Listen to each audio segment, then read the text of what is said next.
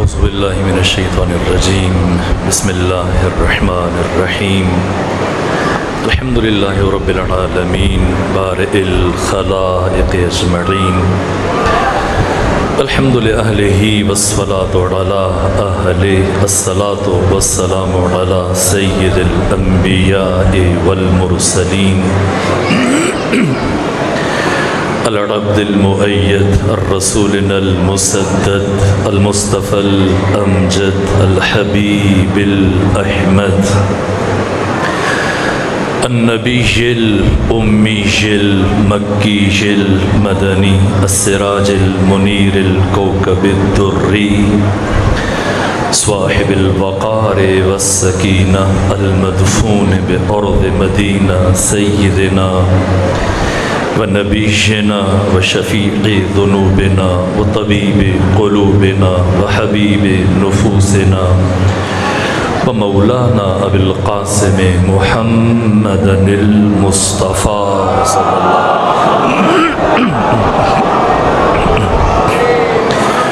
وأهل بيته الأطيبين الأطهرين الأنجبين المعصومين المظلومين ورحمة الله على أحبابهم وأصحابهم وشيرتهم ومحبيهم ومواليهم أجمعين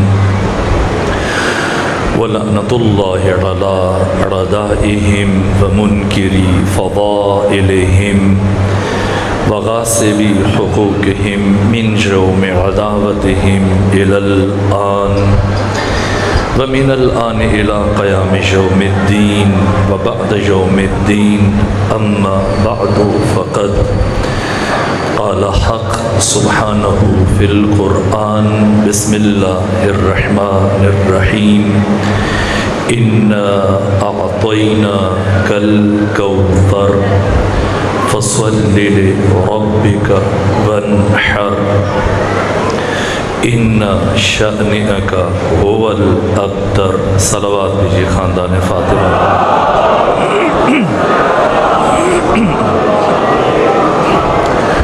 خدا سبحان کی بارگاہ میں سپاس گزار اور شکر گزار کس مقام پر آپ بامعرفت مومنین کی زیارت کا شرف حاصل ہوا۔ میرے عزیزو، ماہ مبارک شوال کے یہ ایام انہدام جنت البقیع میں آقا امام زمانہ کی خدمت میں اور آپ مومنین کی خدمت میں قبور جنت البقیع بالخصوص ام الائمہ ام ابیہا ام الانبیاء سیدۃ النساء العالمین کی قبر اطہر کی اہانت اور بے احترامی جو آل سعود نے آج سے 100 سال پہلے ظلم کیا، تعزیت پیش کرتا ہوں۔ اور اسی مناسبت سے اگرچہ کچھ اور عرض کرنا چاہ رہا تھا، میں موسم کی برہمی کا خیال رکھتے ہوئے چند ایک باتیں سورہ مبارکہ کوثر کے تناظر میں سیدہ زہرا سلام اللہ علیہ کی شخصیت میں عرض کرنا چاہتا ہوں۔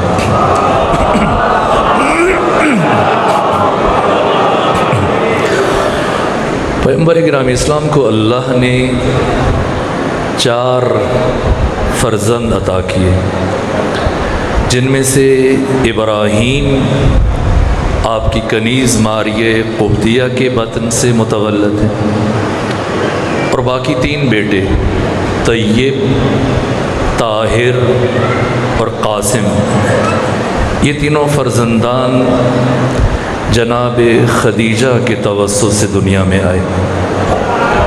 یہ مشیت پروردگار تھی۔ سب سے پہلے مرحلے میں آقا ختمی مرتبت کے ہاں جناب طیب کی ولادت ہوئی، اور کچھ دن گزرنے کے بعد آپ کی وفات ہو گئی۔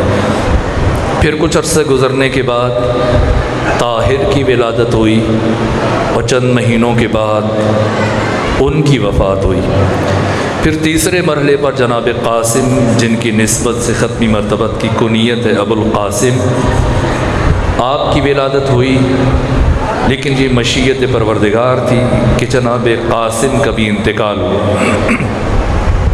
پے در پے مختصر فاصلہ زمانی گزرنے کے ساتھ جب پیہم مسلسل 3 بیٹوں کی وفات ہوئی تو اب آہستہ آہستہ مکہ میں، حجاز میں چیمیں گوئیاں شروع ہوئیں، دشمن خوش ہو رہے ہیں۔ اور وہ دن، جس دن جناب قاسم کی وفات ہوئی، ختمی مرتبت کا بدترین دشمن، امیر شام کے وزیر کا باپ عاص بن وائل، 2 ایسے دشمن ہیں جنہیں ختمی مرتبت نے کبھی معاف نہیں کیا، یہاں تک کہ اپنے چچا حمزہ کے قاتل اس واشی کو بھی معاف کیا، لیکن شرط رکھی کہ کبھی میرے سامنے نہ آنا۔ لیکن ایک مروان کے باپ حکم کو معاف نہیں کیا، جو پیغمبر کی نقلیں اتارتا تھا، اور حکم جاری فرمایا کہ نہ میری زندگی میں یہ کبھی مدینے میں داخل ہو سکتا ہے، نہ میرے دنیا سے چلے جانے کے بعد یہ مدینے میں قدم رکھ سکتا ہے۔ پہلی 2 خلافتوں کے زمانے میں بہت زور لگانے کے باوجود مروان اور اس کا باپ حکم مدینہ میں داخل نہ ہو سکے۔ خلافت سوم میں مروان بن حکم مدینے میں آیا، خلیفہ سوم کا داماد بنا، حکومت میں مشیر بنا، لیکن اس سے پہلے نہ آ سکا۔ ایک حکم، دوسرا عاص بن وائل۔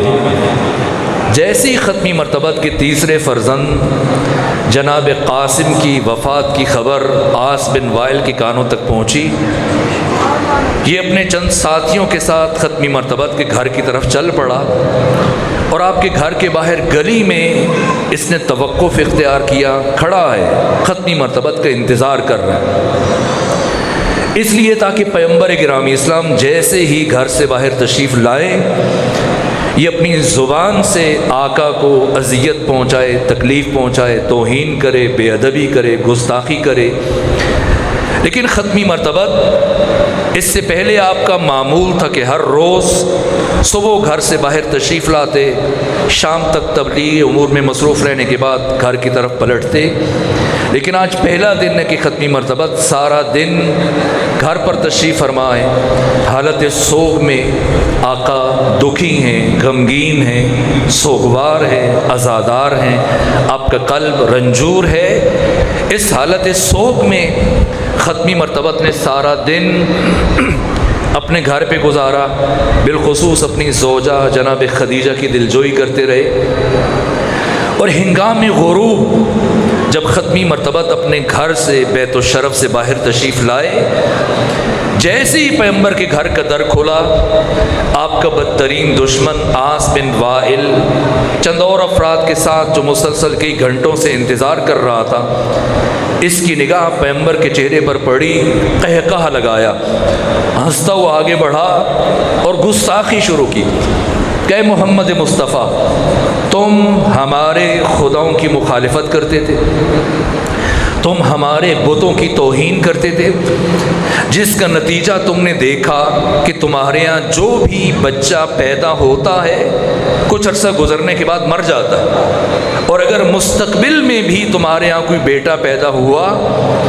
تو اسی طرح سے مر جائے گا، اور جب تم دنیا سے جاؤ گے تو بے نام و نشان جاؤ گے، بے اولاد جاؤ گے، ابتر جاؤ گے، تمہارا مقصد اور تمہارا مشن تمہاری موت کے ساتھ ختم ہو جائے گا۔ ختمی مرتبہ جنہوں نے آج تک دشمن کی بڑی سے بڑی توہین برداشت کی، ابو جہل کے کہنے پر عبداللہ بن زبعری نے مسجد الحرام میں، خانہ کعبہ میں آپ کے چہرے کے اوپر اوجری اور خون مل دیا اور آپ کے کپڑوں کو آلودہ کیا، حالت نماز میں ختمی مرتبہ گریہ کرتے ہوئے گھر آئے، پتھر کھائے، لہو لوہان ہوئے، آپ کو ساحر کہا گیا، جادوگر کہا گیا، دیوانہ کہا گیا، اہانت کی گئی، لیکن اس کے باوجود آج تک کبھی بھی جبین رسالت مآب پر شکن نہ آئی۔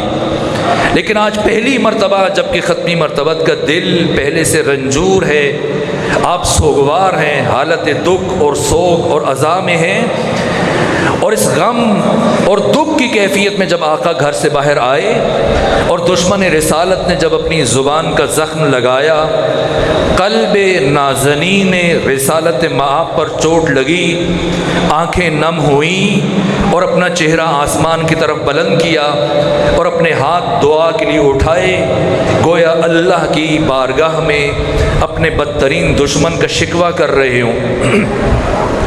ابھی پیغمبر اسی کیفیت میں تھے کہ مختصر ترین فاصلہ زمانی طے ہونے کے بعد جبرائیل امین کا نزول ہوا، محضر رسالت میں حاضر ہوئے، سلام کیا اور سلام کرنے کے بعد اللہ کا یہ پیغام پہنچایا، عرض کیا یا رسول اللہ، پروردگار یہ فرما رہا ہے دکھی نہ ہو، غمگین نہ ہو، رنجور نہ ہو، سوگوار نہ ہو، وَلَسَوْفَ يُعْطِيكَ رَبُّكَ فَتَرْضَىٰ، ان قریب آپ کا رب آپ کو اس قدر عطا کرنے والا ہے کہ آپ خوش ہو جائیں گے، آپ راضی ہو جائیں گے۔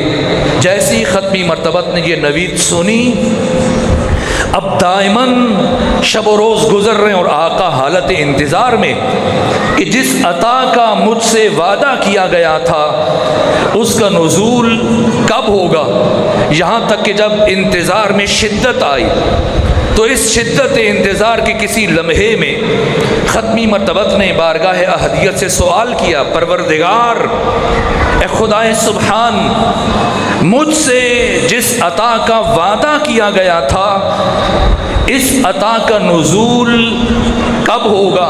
تو بارگاہ احدیت سے یہ جواب آیا، اے میرے محبوب محمد مصطفیٰ، میری یہ عطا کبھی تجھ تک نہیں پہنچے گی، بلکہ اسے لینے کے لیے تجھے میرے پاس آنا پڑے گا۔ یہ قرآن کی آیتیں نہیں جو تیرا تعاقب کریں کہ اگر آپ سفر میں ہو تو سفر میں نازل ہو جائیں، حضر میں ہو تو حضر میں نازل ہو جائیں، دیس میں ہو تو دیس میں آ جائیں، پردیس میں ہو تو پردیس میں آ جائیں، بلکہ میری اس عطا کو خود چل کر آپ کو میرے پاس آنا پڑے گا۔ آخر فلسفہ معراج کیا ہے؟ کیوں بلایا خدا سبحان نے اپنے محبوب محمد مصطفیٰ کو اس انتہائی بلندی پر جس کے بعد کوئی بلندی لائق کے تصور نہیں؟ کیوں بلایا؟ کیا جیسے ہمارے شعراء تفسیر بیان کرتے ہیں کہ ایک شب عرش پہ محبوب کو بلوا ہی لیا اور یہ غم ہجر خدا سے بھی اٹھایا نہ گیا؟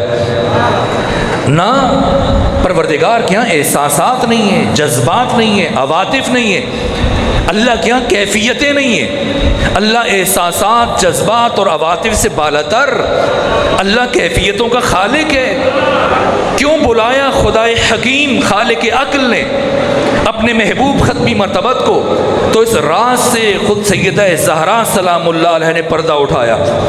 اس حدیث کو آیت اللہ وحید خراسانی نے بیان کیا، آیت اللہ تقی مصباح یزدی نے بیان کیا، خمینی بت شکن اور بڑی بڑی شخصیتوں نے، محققین اور محدثین نے بیان کیا۔ سیدہ فرماتی ان اللہ تعالی خلق نوری، پروردگار نے میرے نور کو خلق فرمایا۔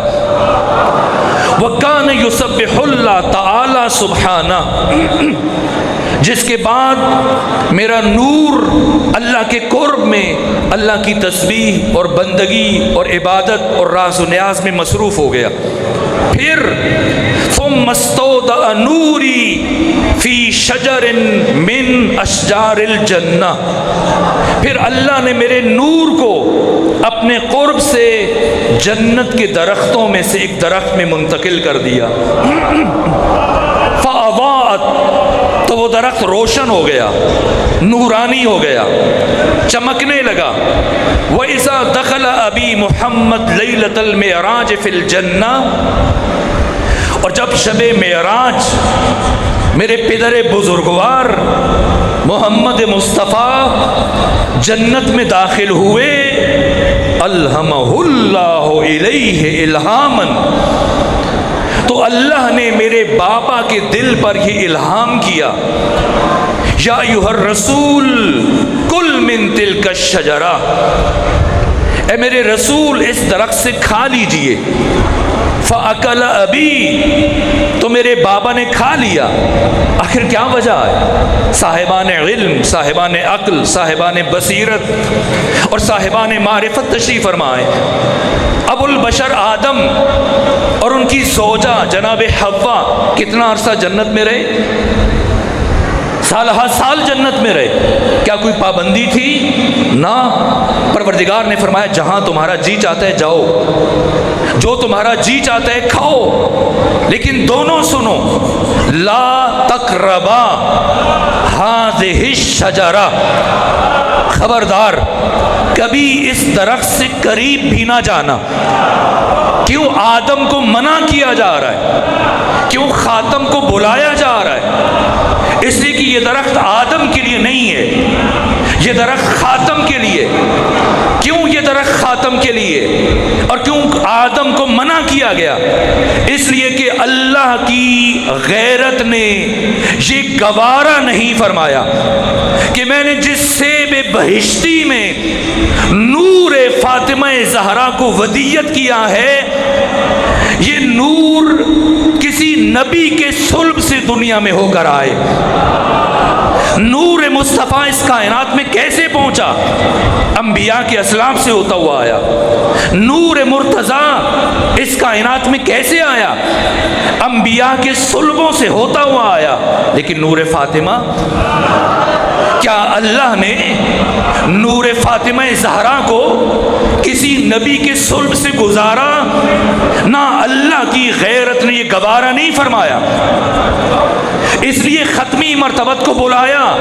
میں دست ادب جوڑ کر حق تعالی کی بارگاہ میں عرض کرتا ہوں، پروردگار سارا قرآن جبرائیل لے کے آئے، جنت سے کھانے جبرائیل لے کے آتے تھے، جنت سے لباس جبرائیل لے کے آتے تھے، تو پروردگار جس سیب بہشتی میں نور فاطمہ کو منتقل کیا، یہ بھی جبرائیل کے ذریعے سے بھیج دے، تو غیرت الہیہ نے یہ گوارا نہیں فرمایا کہ جس سیب بہشتی میں نور فاطمہ زہرا کو منتقل کیا، اسے کسی معصوم فرشتے کا ہاتھ لگ جائے۔ یہ عزت فاطمہ ہے، یہ حرمت فاطمہ ہے، یہ مقام فاطمہ ہے۔ یہاں تک کہ اللہ نے جس جس شے کو جناب سیدہ سے منسوب کیا، سورہ قدر سیدہ سے متعلق ہے، سورہ کوثر سیدہ سے متعلق ہے، سورہ شمس سیدہ سے متعلق ہے، اور دوسری صورتیں جناب سیدہ سے متعلق ہیں، اور ان میں سے ایک سورہ دہر، سورہ انسان، سورہ حل عطا۔ سورہ حل عطا کی تفسیر میں صاحب تفسیر کشاف جناب زماشری یہ جملے لکھے امام اہل سنت نے، کہا کہ اللہ نے جنت کی جتنی بھی نعمتیں تھیں پورے قرآن میں ایک ایک دو دو چار چار کر کے ان کو بیان کیا منتشر طور پر، لیکن اللہ نے جنت کی ساری نعمتوں کو ایک سورہ میں اکٹھے بیان کیا۔ وہ ساری نعمتیں جو شروع سے آخر تک ٹکڑوں میں بیان کی تھی، ایک سورہ میں ان ساری نعمتوں کو اکٹھے بیان کیا۔ وہ کون سا سورہ ہے؟ سورہ دہر، سورہ انسان، سورہ حل عطا۔ لیکن کیا کہا امام اہل سنت صاحب تفسیر کشاف زماشری نے؟ کہا لیکن اللہ نے اس سورہ میں جنت کی ساری نعمتوں کو بیان کیا، لیکن ایک نعمت کو ذکر نہیں فرمایا۔ وہ کون سی نعمت ہے؟ وہ حور جنت ہے، جس کے لیے لوگ خود کو پھاڑ دیتے ہیں، مسجدوں میں دھماکے کرتے ہیں، جس کے لیے قتل و غارت گری کرتے ہیں، حور مل جائے۔ اسی حور کا ذکر سورہ دہر میں نہیں ہے، باقی جنت کی ساری نعمتوں کا ذکر ہے۔ تو کیا کہا صاحب کشاف نے؟ کیوں پروردگار نے سورہ دہر میں حور کا ذکر نہیں فرمایا؟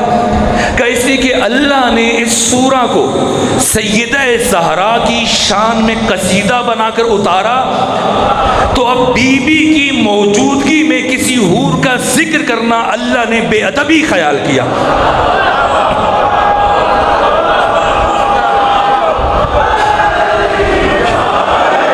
یہ ادب فاطمہ، یہ مقام فاطمہ، جہاں تک کہ پروردگار نے جس جس شے کو سیدہ کے ساتھ منسوب کیا۔ دیکھیے ابھی آپ ٹھوکر نیاز بیگ کے اس تاریخی امام بارگاہ میں تشریف فرما ہے، اکیلے ہیں یا تعداد میں؟ تعداد میں، اور گھر جا کے اپنے بچوں کے ساتھ اکٹھے رہتے ہیں، تو کبھی اکیلے بھی ہوتے ہیں یا نہیں ہوتے؟ ہوتے ہیں، لیکن ہم سمجھتے ہیں کہ ہم اکیلے، کبھی کوئی انسان اکیلا نہیں۔ اکیلا ہوتا تو غالب یہ پریشانی نہ بیان کرتے کہ پکڑے جاتے ہیں فرشتوں کے لکھے پہ ناحق آدمی کوئی، ہمارا دم تحریر بھی تھا۔ یہ جو دائیں بائیں بیٹھے ہیں کرامن کاتبین، یہ مسلسل ساتھ ہیں، کوئی بھی انسان اکیلا نہیں ہے، موت تک یہ کرامن کاتبین ساتھ ہیں۔ اچھا جب مر گیا قبر میں اتار دیا، اب تو اکیلا ہے، ہم قبر کے باہر لکھ دیتے ہیں آخری آرام گاہ، لیکن نہ، اکیلا نہیں ہے، ڈیوٹی بدل گئی۔ چین سے سو رہا تھا میں، کس نے مجھے جگا دیا، یہاں بھی ستانے آ گئے، کس نے پتہ بتا دیا، تو پتہ بتانے والے نے بتایا اور ڈیوٹیاں بدل گئی۔ یہاں کرامن کاتبین، وہاں منکر و نکیر آ گئے۔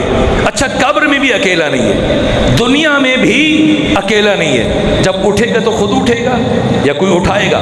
قرآن کیا کہتا ہے؟ فرشتے اٹھائیں گے۔ پل صراط پہ کون کھڑا ہے؟ فرشتے۔ معاشر میں فرشتے، جنت و جہنم کو انتظام چلانے والے، جنت کے سارے فرشتوں کے سردار جناب رضوان، قرآن نے نام لیا، فرشتے۔ جہنم کے انتظامات کو کنٹرول کرنے والے جناب مالک، قرآن نے ذکر کیا، فرشتے۔ مجھے دنیا میں، قبر میں، برزخ میں، آخرت میں، محشر میں، جنت و جہنم کے ان تمام مراحل میں سے کوئی ایک مقام ڈھونڈ کے بتائیے جہاں کوئی فرشتہ موجود نہ ہو، سوائے ایک مقام کے، اور وہ کون سا مقام ہے؟ حوض کوثر۔ حوض کوثر پر آپ کو کوئی فرشتہ نظر نہیں آئے گا۔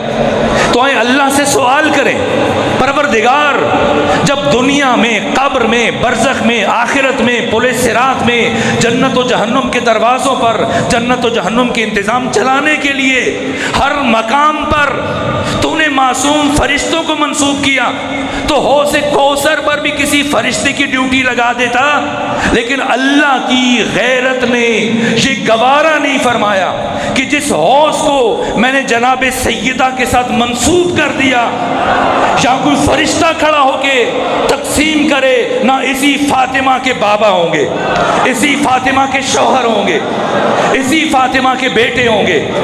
یہ نور فاطمہ ہے، یہ عزت فاطمہ ہے، جس نور کو لینے کے لیے ختمی مرتبت نے فرش سے لے کر عرش تک کا سفر طے کیا۔ خدا نے سبحان سلامت رکھے، کیا وجہ ہے؟ اللہ، یا رسول اللہ نے میرے نور کو خلق فرمایا اور پھر اپنے جوار میں، اپنے قرب میں میرے نور کو قرار دیا، جہاں میرا نور اللہ کی تسبیح کرتا رہا۔ ثم استودع نوری فی شجر من اشجار الجنہ، پھر اللہ نے اس درخت سے میرے نور کو جنت کے درختوں میں سے ایک درخت میں منتقل کیا۔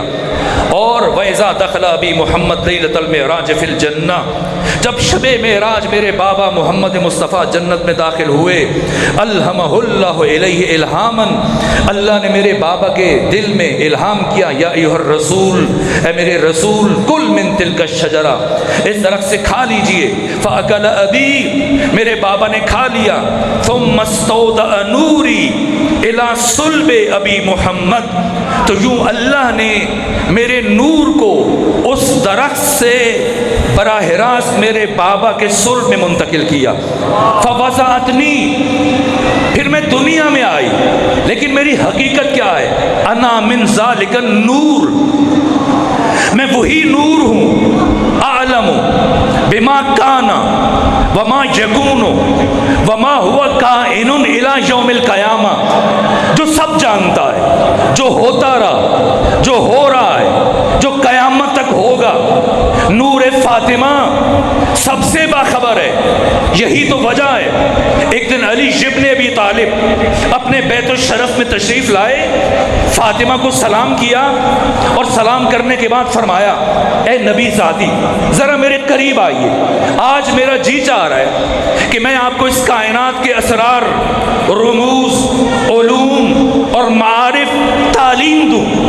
علی کی بات سن کر فاطمہ اپنے مقام سے اٹھی، آگے بڑھی اور پھر کیا جملے کہا اے علی آپ میرے امام ہیں، آپ میرے شوہر ہیں، آپ مفترض الطاعہ ہیں، آپ کی اطاعت کو اللہ نے مجھ پر واجب قرار دیا، اگر آپ مجھے سنانا چاہتے ہیں تو فاطمہ سن لے گی، لیکن اے علی اگر آپ مجھے اجازت دیں تو جو آپ فاطمہ کو سنانا چاہتے ہیں فاطمہ آپ کو سناتی ہے۔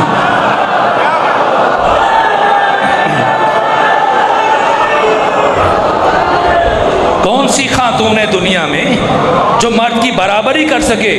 نہ، تخلیق کا فرق ہے، مرد کی ساخت الگ ہے، خاتون کی ساخت الگ ہے۔ کون ہے فاطمہ جن کے شرف میں امام صادق کا یہ ایک جملہ کافی ہے کہ اگر اس روئے زمین پر میرے جد بزرگوار علی ابن ابی طالب موجود نہ ہوتے تو کوئی نبی اور غیر نبی میری دادی فاطمہ زہرا کا ہم کف، ہم سر اور برابر نہ ہوتا۔ یہ نہیں کہا برابری کی بات، علی سارے کمالات لے کر فاطمہ سے افضل نہیں ہے، برابری کی منزل پر ہے۔ علم علی علم فاطمہ برابر ہے، طہارت علی طہارت فاطمہ برابر ہے، عبادت علی عبادت فاطمہ برابر ہے، شجاعت علی شجاعت فاطمہ برابر ہے۔ وہ علم کی میں نے بات کی، اور یہ طہارت کیسے ممکن ہے کہ ایک خاتون مرد کے ساتھ عبادت میں برابری کر سکے؟ اسی کہ آپ جانتے ہیں کہ خواتین مہینے کے بہت سارے دن نماز نہیں پڑھ سکتے، روزہ نہیں رکھ سکتی، تو کیسے ممکن ہے کہ عبادت میں برابر ہو جائے؟ اور وہ بھی علی جیسی ذات جو ہر رات 1000 رکعت نماز ادا کرے، لیکن عبادت علی عبادت فاطمہ برابر ہے۔ کیسے برابر ہو گئی؟ اس لیے اللہ نے اس بی بی کو بطول بنا کے بھیجا ہے۔ اور کس کس نے گواہی دی طہارت فاطمہ پر اور سیدہ کے بطول ہونے پر؟ کس کس نے گواہی دی؟ یہاں تک کہ ام المومنین عائشہ سے کسی نے سوال کیا صفینی بنت محمد، اے نبی کی زوجہ آپ نبی زادی سے متعلق کچھ بتائیں۔ صفینی بنت محمد بنت مصطفیٰ سے متعلق کچھ بتائیے۔ مجھے تعجب ہوتا ہے جب کسی نے ام المومنین سے پوچھا کہ نبی زادی سے متعلق کچھ بتائیں تو انہوں نے پلٹ کر یہ نہیں کہا کون سی، بھائی 4 ہیں، کس کا بتاؤں؟ اگر فاطمہ کے علاوہ کوئی بیٹی ہوتی تو ام المومنین کو پوچھنا پڑتا، جیسی پوچھا گیا اے ام المومنین صفینی بنت محمد بنت مصطفیٰ سے متعلق کچھ بتائیے، کیا مختصر جواب دیا؟ ام المومنین نے عائشہ نے سمندر کو کوزے میں سمو دیا کہ ما اقول فی حقها، ما اقول فی حقها، میں اس فاطمہ سے متعلق کیا کہوں؟ صلت الظہر ثم ولدت الحسن ثم صلت العصر، جس بی بی نے ظہر کی نماز پڑھی پھر حسن کی ولادت ہوئی اور کچھ دیر کے بعد یہی بی بی کھڑے ہو کر عصر کی نماز پڑھ رہی تھی۔ یہ ماں کی طہارت ہے، علم علی۔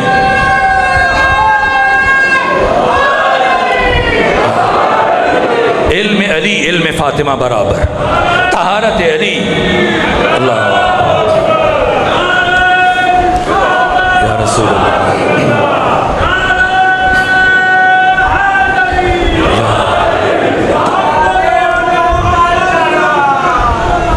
اللہ صلی اللہ۔ شجاعت علی شجاعت فاطمہ برابر ہے؟ علی نے پیغمبر کی زندگی میں سے 83 میں سے 82 جنگوں میں شرکت فرمائی سوائے غزوہ تبوک کے، اور 3 جنگیں اپنے عہد خلافت میں لڑی۔ یہ 85 جنگیں جو علی نے لڑی علی کی شجاعت ہے، اور کیا شجاعت ہے! لیکن شجاعت فاطمہ برابر ہے شجاعت علی کے۔ علی ابن ابی طالب کی 85 جنگیں ایک طرف، اور جو ایک جنگ فاطمہ زہرا نے لڑی ہے، کیا جنگ لڑی! میں گفتگو کے آخر میں عرض کروں گا۔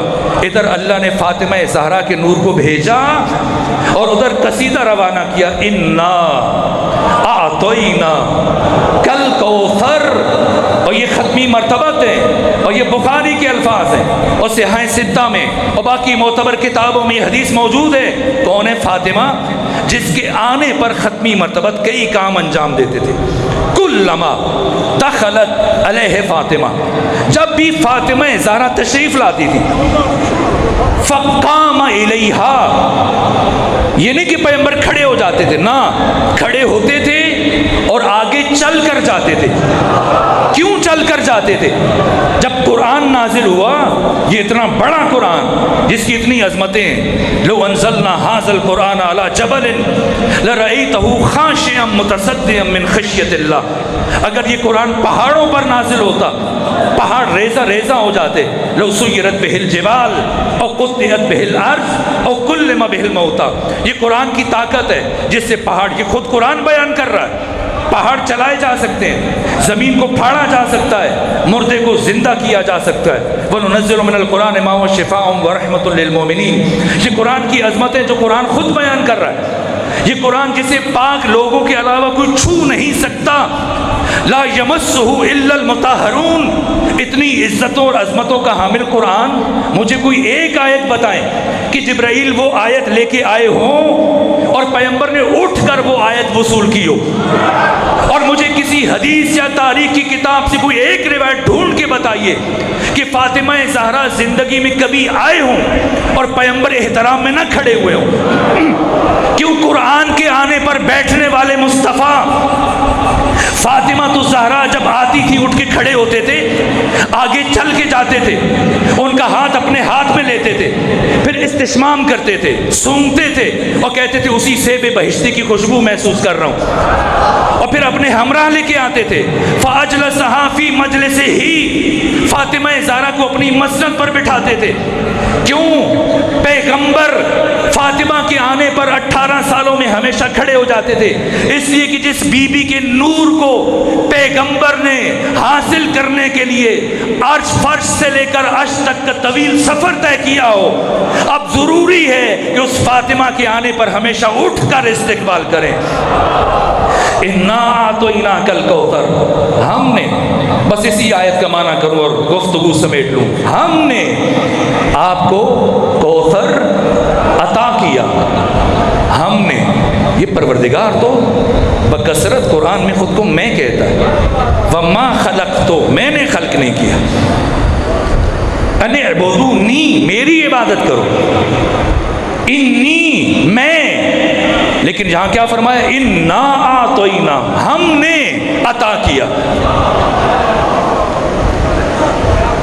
پروردگار یوں بھی کہہ سکتا تھا انی اعطیتک، میں نے آپ کو عطا کیا، یہ کیوں فرمایا انا اعطیناک، ہم نے آپ کو عطا کیا؟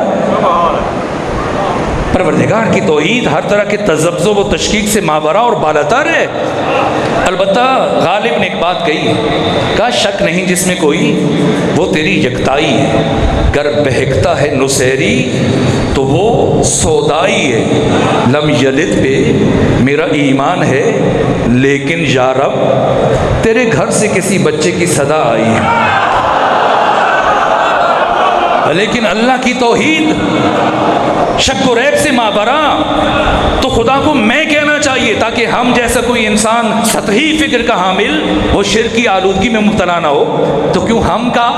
تو اللہ کبھی میں کہتا ہے، کبھی ہم کہتا ہے، اور ایسا نہیں کہ اللہ کسی مزاج یا کیفیت کے تابع ہو، نہ، اللہ خالق عقل ہے، تو کب اللہ میں کہتا ہے اور کب تب ہم کہتے ہیں، بس تمام کر رہا ہوں، جب اللہ کسی کام کو وسیلے کے بغیر انجام دے تب میں کہتا ہے، اور جب اللہ کسی کام کو وسیلے کے ذریعے انجام دے پھر میں نہیں کہتا، ہم کہتا ہے۔ سورہ کوثر میں یہ نہیں فرمایا انی اعطیتک، کیا فرمایا؟ انا اعطیناک، یعنی ہم نے آپ کو عطا کیا۔ تو اس کا مطلب یہ ہے کہ عزتوں اور طہارتوں کے اس قرآن کو رحل نبوت تک پہنچانے کے لیے اللہ نے کسی ذات کو وسیلہ منتخب کیا۔ تو کسے وسیلہ بنایا؟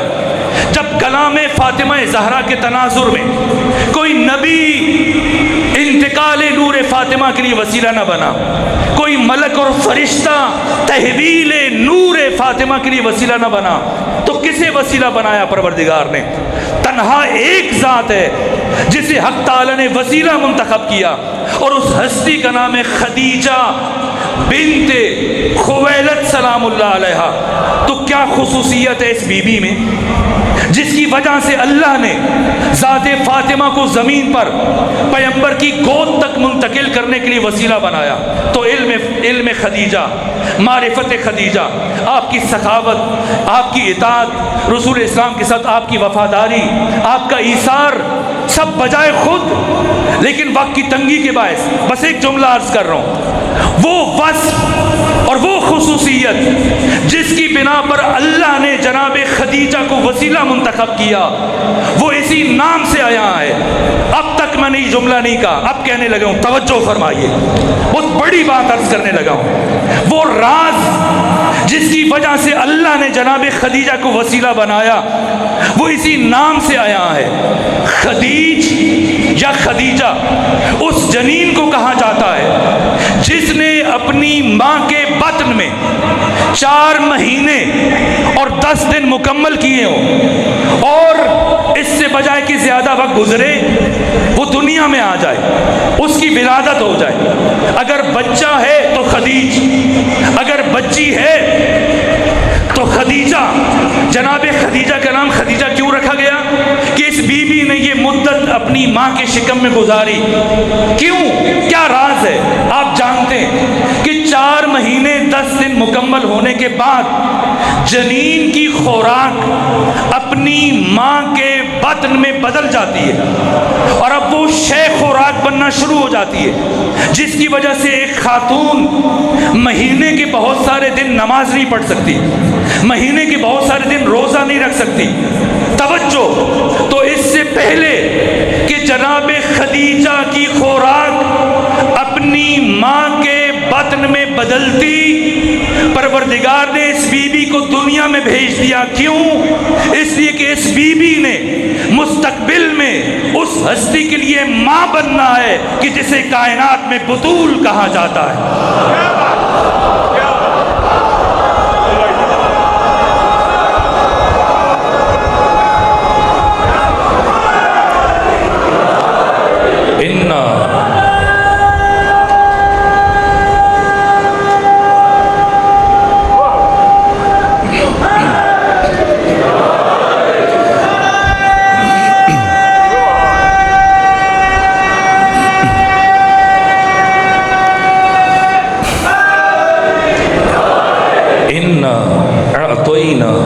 کل کوثر، ہم نے آپ کو کوثر عطا کیا۔ عجیب ہے، اتنی عزتوں کا حامل قرآن، جب قرآن دیا اپنے محبوب کو تو کیا لفظ، یہ خود قرآن ہے، حدیث نہیں ہے، جب قرآن دیا پیغمبر کو تو اللہ نے کیا فرمایا؟ وَلَقَدْ آتَيْنَاكَ، آتَيْنَا نہیں کا، آتَيْنَاكَ سَبْعًا مِّنَ الْمَثَانِي وَالْقُرْآنَ الْعَظِيمِ۔ اے میرے مصطفیٰ، ہم نے آپ کو 7 مثانی اور قرآن عطا کیا نہ دیا، لیکن جب فاطمہ زہرا کی باری آئی تو یہ نہیں کہا کہ ہم نے آپ کو کوثر دیا، کیا فرمایا؟ عطا کیا۔ الف تے یہ الف ایتا، اس کا مطلب ہے عوض، صلہ، بدلہ، جزا، اور عطا عین توئے الف، کسی کو اس کے حق سے زیادہ عطا کرنا۔ جب قرآن دیا تو عطا نہیں کہا۔ اب کیا مقام اور عزت فاطمہ ہے کہ جب کوثر کی باری آئی تو ایتا نہیں فرمایا، عطا فرمایا۔ رسالت دی ایتا کا، نبوت دی ایتا کا، شفاعت دی ایتا کا، قرآن دیا ایتا کا، اور جب فاطمہ کی باری آئی فرمایا انا اعطینا کل کوثر، ہم نے آپ کو کوثر عطا کیا، فصلی لربک، آخری لفظ۔ تو اب نماز پڑھیے۔ یہ کون سی نماز ہے؟ پیغمبر پہلے نہیں پڑھتے تھے؟ یہ نماز شب ہے۔ تو کیا پیغمبر پہلے نماز شب نہیں پڑھتے تھے؟ پڑھتے تھے، لیکن پیغمبر پہلے اس نماز کو مستحب کی نیت سے پڑھتے تھے، لیکن فاطمہ کے آنے کے بعد یہی تہجد پیغمبر پر واجب ہو گئے۔ یہ عزت فاطمہ ہے جو اس دنیا میں آ کر نماز تہجد کو امام الانبیاء پر واجب کروائے پروردگار کی طرف سے۔ یہ مقام فاطمہ ہے۔ اب سمجھنا ہے سورہ مبارکہ فتح، اذا جاء نصر اللہ، اے محمد مصطفیٰ جب آپ کو اللہ کی نصرت آ پہنچی، والفتح، اور فتح حاصل ہوئی، ورأیت الناس، اور آپ نے اپنی آنکھوں سے دیکھا، یدخلون فی دین اللہ، لوگ گروہ در گروہ ہزاروں کی تعداد میں دین میں داخل ہو رہے، کامیابی ملی، فتح حاصل ہوئی، غلبہ حاصل ہوا، اور اے مصطفیٰ آپ نے آنکھوں سے دیکھا کہ ہزاروں لوگ جوق در جوق، گروہ در گروہ دین میں داخل ہو رہے ہیں۔ تو کیا کریں؟ فسبح بحمد ربک، اپنے رب کی تسبیح کیجئے۔ لیکن جب کوثر عطا کیا تو کیا فرمایا؟ تسبیح کافی نہیں ہے، فصلی، نماز پڑھیے اور پڑھتے رہیے۔ امر تسلسل و استمرار پہ دلالت کرتا ہے، اور نماز کافی نہیں ہے، ونحر، قربانی دیجیے۔ کیوں؟ ہزاروں لاکھوں لوگوں کا دین میں داخل ہونا اتنی بڑی کامیابی، اور اللہ کہتا ہے بس تسبیح کر لیں۔ اور کیوں فاطمہ کے آنے پہ اللہ حکم دے رہا ہے کہ نماز پڑھیے اور ساتھ قربانی دیجیے؟ اس لیے کہ اللہ کی بارگاہ میں ہزاروں لاکھوں لوگوں کا دین میں داخل ہو جانا یہ اتنی بڑی بات نہیں ہے جتنی بڑی بات فاطمہ زہرا کا اس کائنات میں تشریف لے کے آنا ہے۔ اس لیے کہ لوگوں کا دین میں داخل ہونا کامیابی ہے، لیکن اگر کوئی انسان دین پر قیامت تک باقی ہے تو صرف فاطمہ زہرا کی وجہ سے۔ یہ فاطمہ ہے کہ اگر اللہ اپنے اس راز کو اس کائنات میں ظاہر نہ فرماتا تو 1,24,000 نبیوں کی محنت ضائع ہو جاتی، پیغام غدیر اور پیغمبر گرامی اسلام کی 23 سالوں کی محنت برباد ہو جاتی۔ عصمت و داوری نبوت اگر نبوت فاطمہ، کچھ نہ ہوتا۔ جنت و کوثری نبوت اگر نبوت فاطمہ، نہ جنت ہوتی نہ کوثر۔ ہیچ پیمبری نبوت اگر نبوت فاطمہ، کوئی نبی نہ آتا۔ احمد و حیدری نبوت اگر نبوت فاطمہ۔ یہ کون ہے فاطمہ؟ میرے عزیزو، اللہ کی قسم کھا کے عرض کر، وقت ختم ہوا۔ اگر فاطمہ زہرا کو اس کائنات میں بھیجے بغیر انبیاء کی محنت بچ سکتی تو اللہ اپنے سب سے بڑے راز کو کبھی ظاہر نہ فرماتا۔ اس لیے کہ علی متقی ہندی نے کنز العمال میں یہ حدیث بیان کی ہے، کہا کہ میدان معاشر میں جب نبی زادی تشریف لائیں گے، اولین و آخرین جمع ہوں گے، اور خدا فرمائے گا سب سے خطاب کر کے اہل معاشر سے، غضوا ابصارکم، آنکھیں بند کرو، نکسوا رؤوسکم، سروں کو جھکاؤ، اس لیے کہ اب نبی زادی میدان معاشر میں آئے۔ یعنی پروردگار کی غیرت کو یہ گوارا نہیں کہ کوئی انسان آنکھ اٹھا کر فاطمہ کی طرف دیکھے، یہ اللہ کی مشیت ہے۔ تو فاطمہ زہرا کی مشیت کیا ہے؟ جب بی بی سے پوچھا امام الانبیاء نے، اے فاطمہ آپ کی زندگی کی سب سے بڑی خواہش کیا ہے؟ تو کیا جواب دیا؟ کہا بابا صرف ایک خواہش ہے، کوئی نامحرم مجھے نہ دیکھے اور نہ میں کسی نامحرم کو دیکھوں۔ جب اللہ کی مشیت بھی وہی ہے اور فاطمہ زہرا کی مشیت بھی وہی ہے، تو پھر مجھے بتائیے وہ ایسی کون سی مجبوری ہے کہ کبھی گھر سے باہر نہ آنے والی فاطمہ ایک دن خود گھر سے آئیں، مسجد کی طرف چلیں اور ہزاروں کے ہجوم میں اپنا تعارف کروا رہی ہیں اور فرما رہی ہے مجھے جو جانتا ہے سو جانتا ہے، جو نہیں جانتا میں خود اپنا تعارف کروا رہی ہوں۔ اعلموا انی فاطمۃ بنت نبیکم، میں تمہارے نبی کی بیٹی فاطمہ زہرا۔ آخر کیا مجبوری ہے سیدہ کو؟ کیا فدق کے لیے گئی بی بی ان چند درختوں کے لیے جو بی بی خود مالک جنت ہے، مالک کوثر ہے، مالک کائنات ہے؟ وہ چند درختوں کے لیے جائیں گی؟ نہ، فتق کے لیے نہیں گئی تھی۔ پھر کیا مجبوری تھی؟ فتق مجبوری نہیں تھی، قیامت تک آنے والی نسلوں کو مومن بنانا یہ فاطمہ کی مجبوری، قیامت تک آنے والے باشعور انسانوں تک پیغام ولایت کو پہنچانا یہ فاطمہ کی مجبوری تھی۔ اس لیے آج فاطمہ گھر سے چلی، ابھی تک کسی نے بی بی کے اس دروازے کو بند نہیں کیا تھا جو مسجد نبوی میں کھلتا تھا، ایک قدم اٹھائیں مسجد میں داخل ہو جائیں، لیکن آج فاطمہ اس دروازے سے نہیں گئی۔ کہاں سے جا رہی ہیں؟ مرکزی دروازے سے جا رہی ہیں، تاکہ آج سب کو پتہ چل جائے کہ نبی زادی پہلی مرتبہ گھر سے باہر جا۔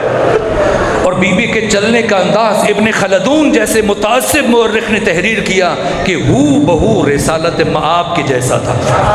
اب بی بی یا تو چلتی ایسا تھی یا بالقصد یہ انداز اختیار کیا تاکہ ہر قدم پر ضمیر انسانی پر دستک دے سکے۔ کتنے بیٹے ہیں؟ 2 بیٹے ہیں، حسن اور حسین۔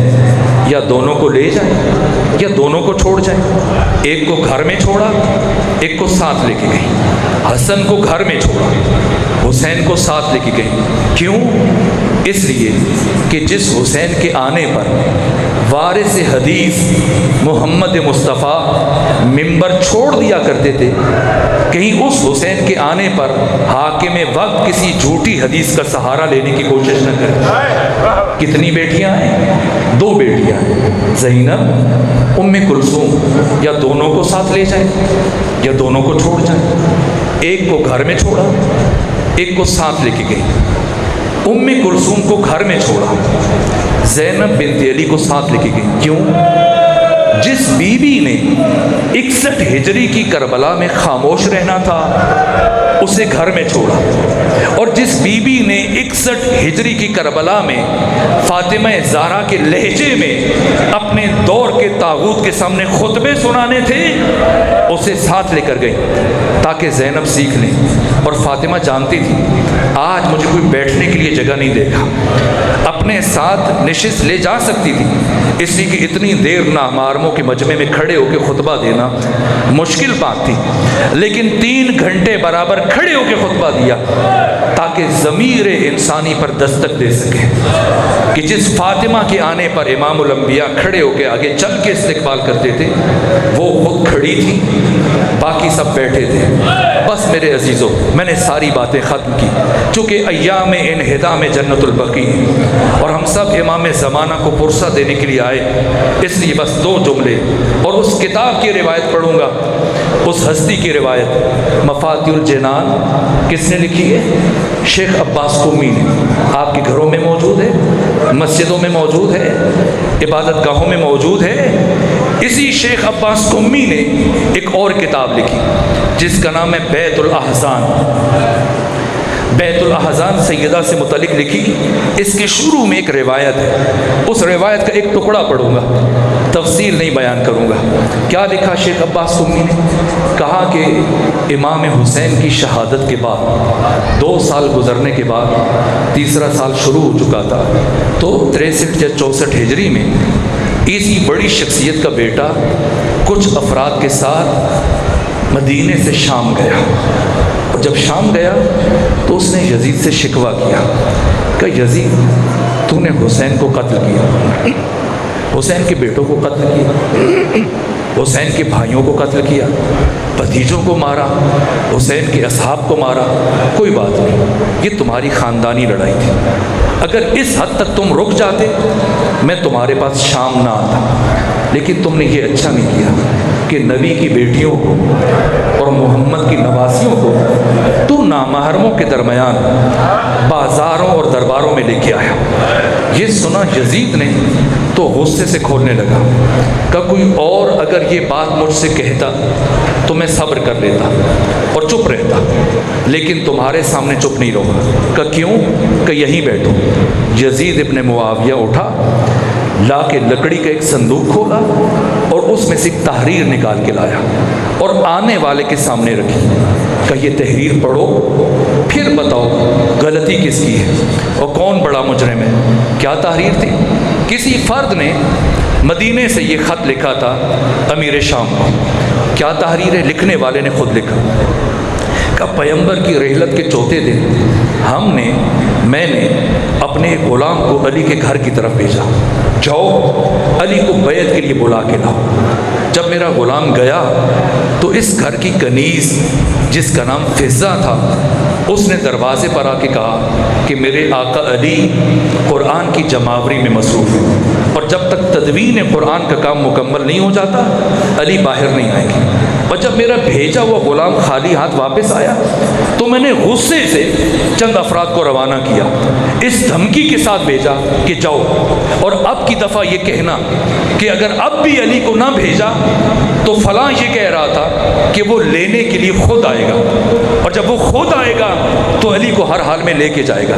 کہ جب دوسری دفعہ میرے افراد گئے تو اب کی دفعہ کسی کنیز کے بجائے اور خود علی کے بجائے نبی زادی دروازے کے پیچھے آ کے اور میرے لیے پیغام بھیجا کہ جاؤ فلاں سے کہو جب تم نے اقتدار حاصل کر لیا تو اب ہم آل محمد سے کیا چاہتے ہیں؟ اگر تم یہ چاہتے ہو کہ علی آ کر مسجد میں تمہاری بیعت کریں تو کبھی فاطمہ زہرا کی زندگی میں علی تمہاری بیعت نہیں کریں گے۔ چلے گئے کہ جب دوسری مرتبہ میرے بھیجے افراد خالی آئے تو میں غصے سے کانپتا ہوا 50 افراد کو اپنے ساتھ لیا جن کے پاس لکڑیاں تھیں، ڈنڈے تھے، تلواریں تھیں، ہاں جلانے کا سامان تھا۔ ہم سب بڑھے علی ابن ابی طالب کے گھر کی طرف اور میں نے قنفذ سے کہا اب قنفذ جاؤ اور اب جا کے علی کے دروازے پر دستک دو۔ دق الباب ہوا، میں نے علی کے قدموں کی آہٹ محسوس کی۔ علی جب دروازے کے قریب پہنچے، اس سے پہلے کہ علی دروازہ کھولتے میں نے فاطمہ اور علی کا یہ مکالمہ سنا، یہ گفتگو سنی کہ دروازے کے پیچھے سے نبی زادی نے علی سے یہ جملے کہے، اے علی جب تک میرے بابا محمد مصطفیٰ زندہ تھے کبھی انہوں نے خود تلوار نہیں اٹھائی، کبھی انہوں نے خود تلوار نہیں اٹھائی، اس لیے کہ اس زمانے میں حجت خدا میرے بابا تھے اور ہمیشہ آپ نے میرے بابا کا دفاع کیا، اور اب روئے زمین پر حجت خدا آپ ہیں، اس لیے آپ خود اپنے حق میں تلوار نہیں اٹھائیں گے۔ آج نبی زادی آپ کا دفاع کرے گی، آج نبی کی بیٹی آپ کا دفاع کرے گی۔ اور علی نے کہا جیسے نبی زادی مناسب سمجھتی ہے۔ اب فاطمہ دروازے کے قریب پہنچی اور مجھ سے کہا جاؤ کیا چاہتے ہو؟ جب کہ تم نے حکومت لے لی تو فلاں نے کہا کہ علی کو باہر بھیجے اور جلدی باہر بھیجے، اگر تاخیر کی تو ہم اس دروازے کو آگ لگا دیں گے۔ نبی زادی نے کیا جواب دیا کہ اس دروازے کو آگ لگاؤ گے جس میں تمہارے نبی کی بیٹی رہتی ہے؟ لکھنے والے نے لکھا، میں نے کہا اگرچہ رہتی ہے لیکن ہم پھر بھی آگ لگائیں گے۔ بس کسی کے اشارے سے قنفذ آگے بڑھا اور اس نے در فاطمہ زہرا کو آگ لگائی، دروازہ جلنے لگا۔ اب سنیں لکھنے والے نے کیا لکھا، کہا کہ میں اتنے غصے میں تھا کہ میں نے دروازہ جلنے کا انتظار نہیں کیا بلکہ جلتے ہوئے دروازے کو ٹھوکریں مارنا شروع کی، ٹھوکریں مارنا شروع کی، اور تھوڑی دیر کے بعد یہ دروازہ گرا۔ اے ٹھوکر نیاز بیگ کے غیور مومنین، مجھے سینوں پہ ہاتھ رکھ کے بتانا کیا وہ دروازہ زمین پر گرا تھا؟ زمین پر گرا تھا؟ اے کاش زمین پر گرا ہوتا، لیکن میں کیا کروں؟ امام زمانہ زیارت ناہیہ میں فرماتے ہیں میں اس لمحے کو کبھی نہیں بھلا سکتا جب میری جدہ طاہرہ فاطمہ زہرا جلتے ہوئے دروازے اور دیوار کے درمیان تھی اور اس دروازے کی کیل میری دادی زادی فاطمہ کے بازو میں پیوست ہو چکی. اب دروازہ گرا یا فاطمہ زہرا کی آواز آئی, فضا میری طرف بڑھو کہ میرا محسن شہید ہو چکا ہے. لکھنے والے نے لکھا کہ ہم 50 میں سے 11 افراد علی کے بیت الشرف میں داخل ہوئے اور میں سب سے آگے تھا. میں رسی لے کے بڑھا علی کی طرف تاکہ اس رسی کو علی کے گلے میں ڈالوں, لیکن اس سے پہلے کہ میں علی کے قریب پہنچتا مجھے نہیں معلوم نبی زادی کس طرح اس ٹوٹے ہوئے دروازے کے نیچے سے اٹھ کے کھڑی ہوئی اور جلدی سے آگے بڑھی اور آگے بڑھ کر میرے اور علی کے درمیان کھڑی ہو گئی اور مجھ سے کہا, اے فلاں کبھی فاطمہ کی زندگی میں تو علی ابن ابی طالب تک نہیں پہنچ پائے گا. میں نے کہا, اے نبی زادی درمیان سے ہٹ جا ورنہ ایسا ظلم کروں گا کہ تو ہٹنے پر مجبور ہو جائے گی. میرے عزیزو, آپ نے سنا کربلا میں سکینہ کی بندے چھنے, کربلا میں سکینہ کو تماچے لگے. آپ نے پڑھا ہے معتز نے امام زمانہ کی والدہ جناب نرجس خاتون کے رخسار پہ تماچا مارا, لیکن صرف امام زمانہ کے رخ اطہر پر تماچا نہیں لگا. صرف کربلا میں سکینہ کو تماچے نہیں لگے. لکھنے والے نے خود اپنی تحریر میں لکھا کہ اے نبی زادی درمیان سے ہٹ جا ورنہ ایسا ظلم کروں گا کہ تو خود ہٹنے پر مجبور ہو جائے گی. نبی زادی نے جواب دیا, اے فلاں میں قیامت تک نہیں ہٹوں گی. لکھنے والے نے لکھا, میں نے ایک مرتبہ اپنا دایاں ہاتھ فضا میں بلند کیا اور پھر پوری طاقت سے ایک ایسا تماچا نبی زادی کے رخسار پر مارا کہ فاطمہ زہرا کے کانوں کے بندے ٹوٹ گئے اور نبی زادی بہت دور جا کے گری. اور اب ہم آگے بڑھے اور علی کے گلے میں رسی ڈالی. ہم جانتے تھے کہ آج فاتح خیبر تلوار نہیں اٹھائے گا, بس ہم تلوار علی کو لے کے چلے. اور جب علی کو لے کے چلے میرے عزیزو, اس سارے واقعے میں وہ پہلا شخص مدینے میں موجود نہیں تھا. جب وہ واپس آیا اس نے دوسرے سے پوچھا, کہا میں نے سنا ہے تو نے نبی زادی کے دروازے کو آگ لگائی. کہا میں نے آگ لگائی. کہا میں نے سنا ہے نبی زادی نے بڑی مقاومت دکھائی. کہا بڑی مقاومت دکھائی. کہا میں نے سنا ہے نبی زادی علی کا دامن نہیں چھوڑ رہی تھی. کہا نہیں چھوڑ رہی تھی. کہا پھر بتا کیسے چھڑوایا, کیسے چھڑوایا؟ کہا ہم نے علی کے گلے میں رسی ڈالی اور علی کو مسجد کی طرف کھینچنا شروع کیا اور نبی زادی نے اپنا ہاتھ علی کی قبا میں ڈال دیا, علی کے دامن میں ڈال دیا. ہم نے سوچا خاتون ہے, زخمی ہے, کمزور ہے, ذرا زور سے علی کو کھینچیں گے تو فاطمہ کا ہاتھ چھوٹ جائے گا. لیکن نبی زادی نے اتنی مضبوطی سے علی کے دامن کو پکڑ رکھا تھا کہ ہم جیسے جیسے علی کو کھینچ رہے تھے نبی زادی علی کے ساتھ کھینچتی چلی جا رہی تھی. کہ پھر بتا کیسے چھڑوایا؟ کہ بس چھڑوا لیا. کہ نہ بتا کیسے چھڑوایا؟ کہ میں نے سمجھ لیا کہ نبی زادی نے اتنی مضبوطی سے علی کے دامن کو پکڑ رکھا ہے کہ قیامت تک نہیں چھوڑے گی. کہ میں نے ایک مرتبہ داہنے دیکھا, ایک مرتبہ باہنے دیکھا. میرے قریب قنفذ کھڑا تھا, میری نگاہ قنفذ کے کمر بند میں پڑی, اس میں ایک تازیانہ تھا. میں نے وہ تازیانہ نکالا اور فضا میں لہرانے کے بعد اس زور سے نبی زادی کے ہاتھ پر مارا کہ فاطمہ زہرا کا ہاتھ چھوٹ گیا. میرے عزیزو, امام زمانہ کو پرسا دو آپ کی جدہ طاہرہ کی مظلومیت کا. یوم انہدام جنت البقیع ہے.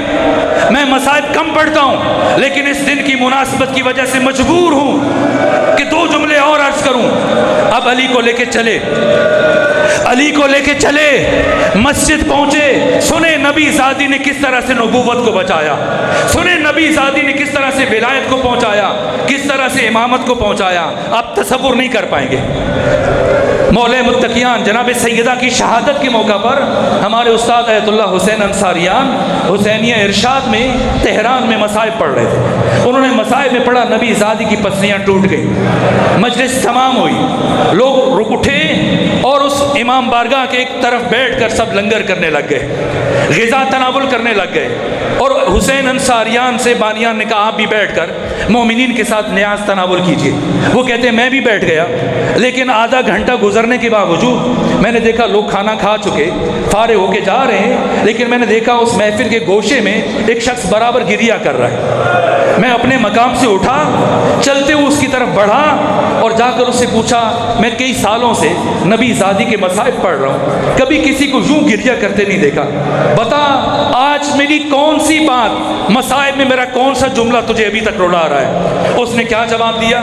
کہ حسین انصاریان، استاد حسین انصاریان، آپ کو معلوم نہیں میں ہڈیوں کا ڈاکٹر ہوں۔ آپ نے مصائب میں پڑھا ہے کہ نبی زادی کی پسلیاں ٹوٹ چکی تھی، میں ہڈیوں کا ڈاکٹر ہوں، میں جانتا ہوں اگر کسی انسان کی ایک پسلی ٹوٹ جائے اس کے لیے سانس لینا مشکل ہو جاتا ہے۔ میں سوچ رہا ہوں ان ٹوٹی ہوئی پسلیوں کے ساتھ 95 دن تک کس طرح سے نبی زادی زندہ رہی۔